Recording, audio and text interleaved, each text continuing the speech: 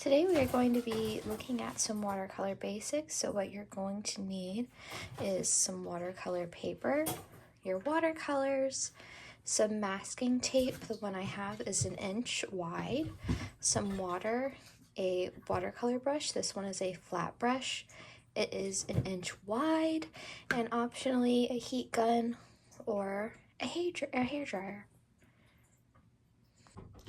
Alright, so for this first step, all we need right now is our watercolor paper and our masking tape. So one of the first things you want to do when you're working with watercolor is taping it down to a surface, because if you don't do that, then once the paper gets wet, it's going to start curling up on itself, and then once it's dry, it's really hard to get it to lay flat again.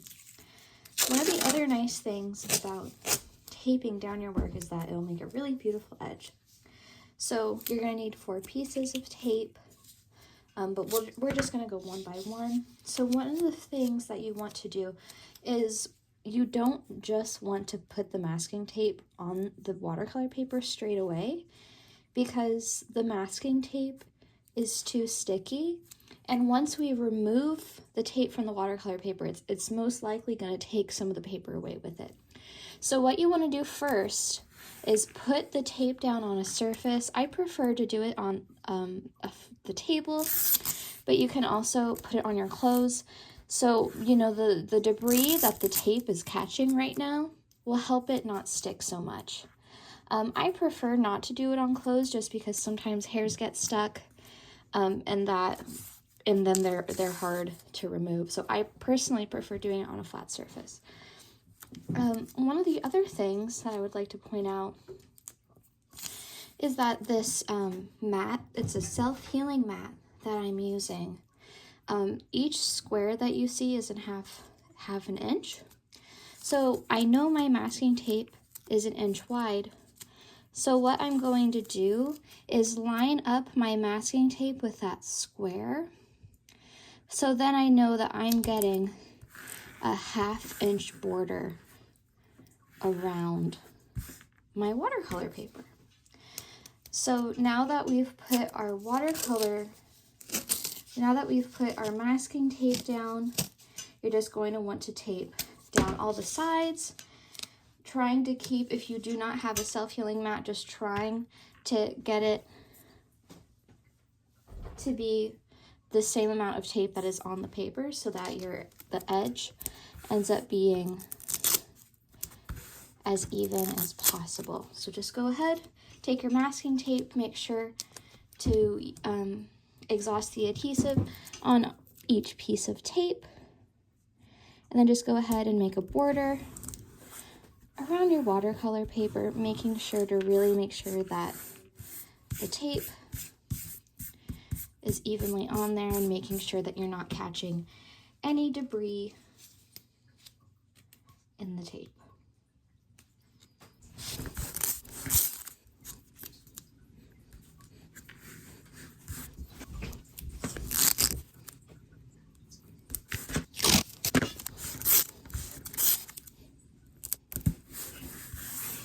All right, so now that we have our watercolor paper taped down, we are first going to take our water and our paintbrush, get our brush nice and wet, and just get the entire watercolor paper wet. So the technique that we're going to be using to do this wash is called wet on wet. So what that means is that I am going to be adding the watercolor onto the wet paper. Wet, hence the name wet on wet. So now that my watercolor paper is covered in water, I am going to choose a color to just do a simple all over wash. So I'm just gonna, make sure that I'm getting a good amount of the watercolor pigment on my brush, and I'm just gonna go ahead and spread it out evenly. And once I've got I'm happy with the distribution, I'm gonna use my brush and go the opposite direction.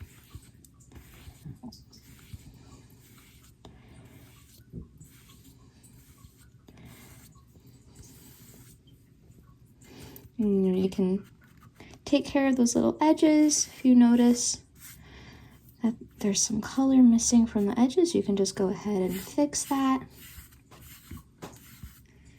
And then just slowly going over with my brush, just trying to get the pigment to spread as evenly as possible.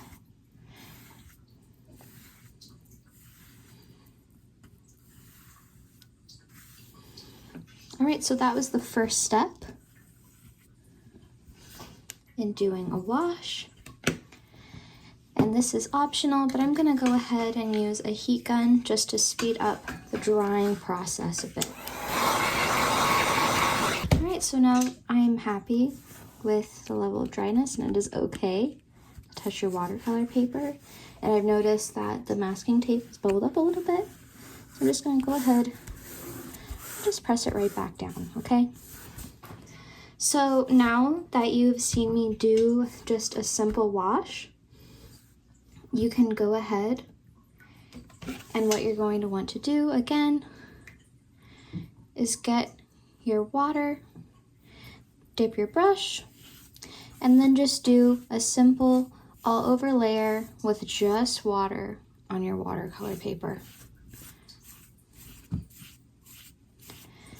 And with this technique, of course, on your paper, you just have plain water right now. You don't have a color yet like I do. But something you can do with this technique is that you can layer colors. You don't have to do your simple wash with just one layer of color. So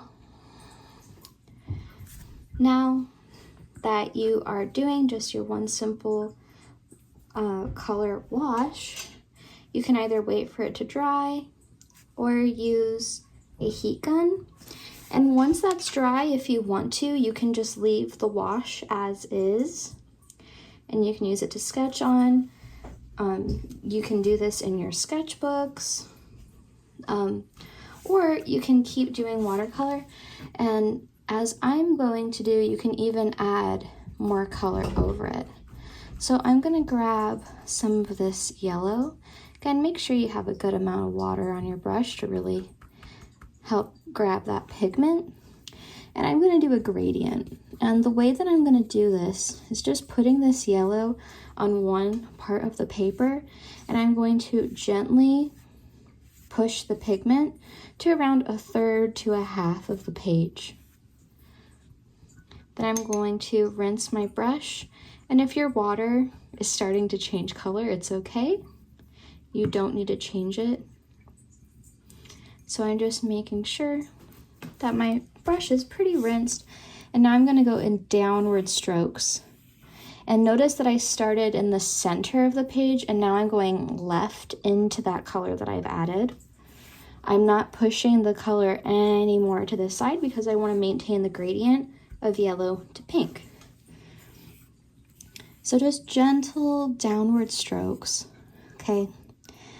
And then again, I'm just going to push the pigment a little bit more out this way because I do want it to go more towards the middle. And I'm just going really slow. And the thing is about watercolors that every moment this paper is going to be drying. And depending on if you're in a room that is really warm, it's going to dry even faster, okay? So sometimes you really need to be paying attention to how wet your paper is. So again, I'm just going this way to really get a seamless blend, transition. And you can see I made a little mistake there, and that's completely okay, because what I can do is just rinse my brush a little bit, top off some excess water, and then just pick it up a little bit with my brush, right? And something you can do too, if you make a mistake and you're not happy with it, you can use a towel or a paper towel and just dab up some of that excess color. So I'll just take this little piece of scrap that I have and just dab up some of that excess that I'm not quite happy with. And I got some lint, so once the paper's dry, it'll be a little bit easier to remove that. And I see some more color pooling right here, so I'll just get it a little wet. Use my little piece of fabric and just dab a little bit. So for this technique, what I did was I re-wet the right side of the paper because I wasn't happy with how there was some splotchiness in this area. So what I did is that I re-wet the paper just with plain water and then added more of the red watercolor pigment. And then once I had it spread out in a way that I liked, I added some salt. So now what I'm going to do and follow along is I'm going to wet the left side of the paper because I decided that I wanted to add that salt texture over the whole paper. So again, get it wet with just plain water. And then I'm going to add some more yellow pigment right at the edge, carefully blending it out, gently pushing it forward. I'm gonna clean off my brush, top off the excess water, and then carefully blending. Okay, so I'm happy with that blend. And I'm gonna get some more salt and sprinkle it. And you don't wanna have clumps of salt.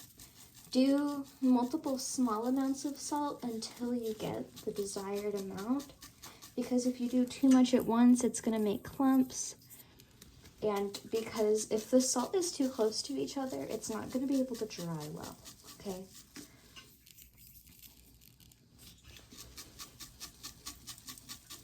So you can see that salt is starting to pool. It's starting to draw in the water along with the pigment.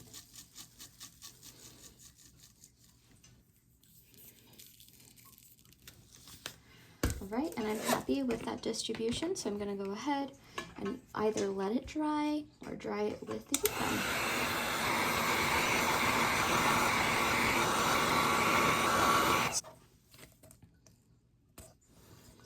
Alright, so now that my piece is dry, I'm going to go ahead and remove the masking tape gently, making sure to peel slowly and at a low angle. You don't want to hold the tape up like this and yank it off with a band-aid. You want to be holding down the paper and slowly at a low angle removing the tape. And sometimes if the paint is stuck on really stuck on, and you notice that even at that low, slow angle, that it is pulling on the paper and it seems like some of the paper is going to come off, you can heat it up a little bit, and that's going to soften the adhesive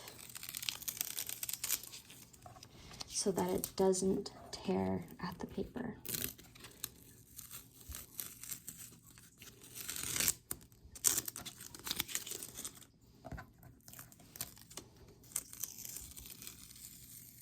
So now you can see I have this really clean edge for my watercolor paper.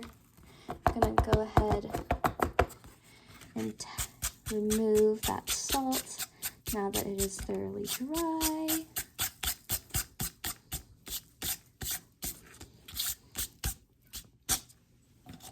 And now I have a really beautiful wash of watercolor. So now you can draw on this with pencil, marker, or even add different types of paint to it, like gouache, or of course, you can continue using watercolor on this sheet of paper. But this is a really great way to diversify the backgrounds in your work that don't have a lot of complicated detail. And again, you can use this watercolor paper that you did this wash for a lot of different other mediums as well. And it's a great way to make simple backgrounds for your work.